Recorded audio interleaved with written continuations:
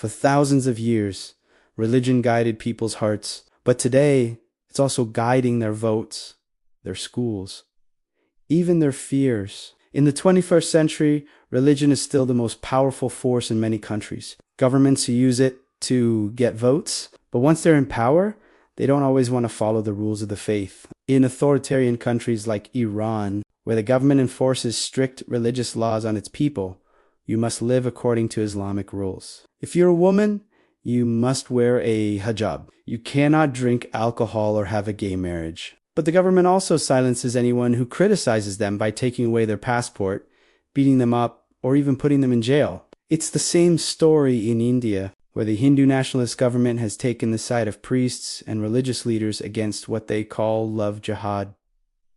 That's when a Muslim man marries a Hindu woman. They say it's a plot to convert Hindus to Islam last year. A court in India said that any couple who converted to another religion would have their marriage, even in democracies.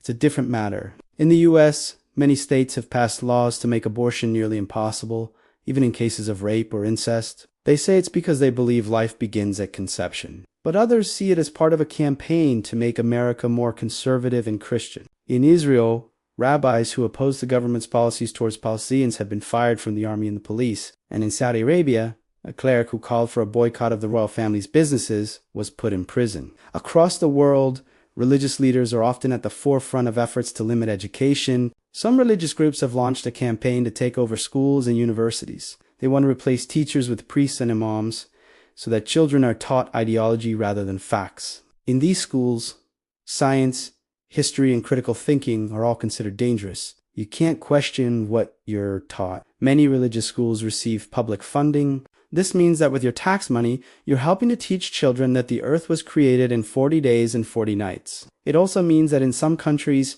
poor children are forced to wear uniforms and study the Bible or the Quran rather than going to a school that can give them a better future. But perhaps the most dangerous thing about religious control is that it's often used to divide people. During the civil war in Syria, for example, ordinary Muslims were killed simply because they belonged to the wrong sect. And in Myanmar, Buddhist mobs have carried out a campaign of violence against the Rohingya Muslims. Today, religion is often used as a weapon, a way of giving people a strong identity that they can use to fight against each other. And now that identity has been weaponized, it's very difficult to stop. The internet makes it easy for people to spread religious propaganda and fake news. Social media platforms are full of hateful and extremist videos. They spread fear and encourage people to commit terrible acts of violence.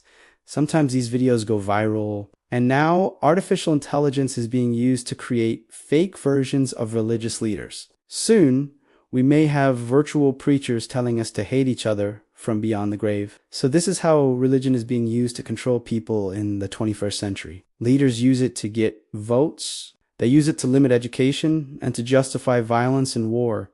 They use it to divide society and to spread hatred. But if we understand how it's being used against us, we can find a way to resist.